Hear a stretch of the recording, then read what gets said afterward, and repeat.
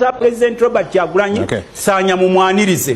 tocha gye bamuteekako ne banna abalala bakyali mu makomera nene nnyo yeetaaga mu rehabilitating bana ennyumba ze bamusuubiza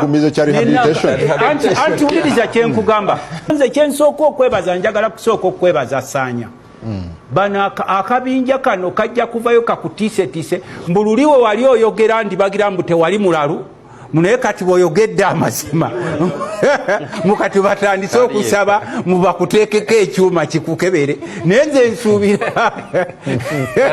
nsuubira nti abasaba ekyuma okikuteekako bwe bali badde basooka okukiteekako bakebere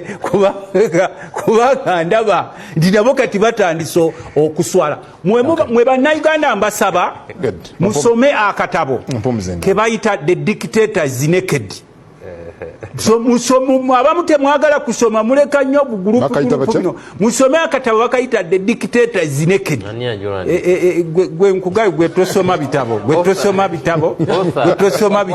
basooka ne bajja n'ebiboozibozi okusiba abaana bizinesi ya Kyagulanyi nitwagala nti nedda oba bizinesi ya Kyagulanyi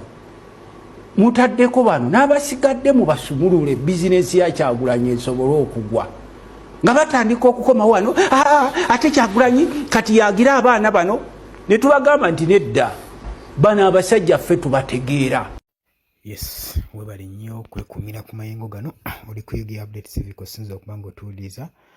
bategeeza nti nno mbaagala nnyo mmwe abatwala obudde bwammwe ne mubeera nga musinziira amawulire gonna gafuna ku eno channel. Gwe atanaba kuba ng'otoyungako nagamba nti kirya wansi waliwo ekigambo subscribe kikoneko ojja kuba osobola bulungi nnyo otweyongirako ddala. Mikwano gyange abali emitala w'amayanja abali e Qatar abali e Dubai abali e UK abali e Bungereza mwenna bali South Africa Canada balamusizaako nnyo mwebale kwekuumira ku mayengo ga UG Update TV. Kati ebigambo nga woobirabye Lutamaguzi ayongedde okubanga omuliro aguseesaamu eri muganda waffe Ssaanya ng'amugamba ayongeremu amaanyi tazikiza era taba na kutya. Bano abamusaba omutwala mu rehab muteekako ekyuma ekimukebera omutwe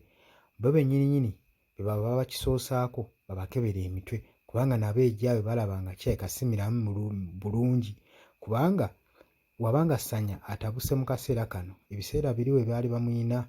ng'ayogera nga tebagambanga nti nno Ssaanya mulalu kati bagamba bali be beetaaga okukebera emitwe kubanga be balalu kubanga lwaki afuuka mulalu nga azze eno. Mankutegeeza nti oli ku UG Update TV kubadde osinza okuba ng'otuwuliriza webale kwekuumira ku mayengo gano aga UG Updates. Mbaagala nnyo mweraba.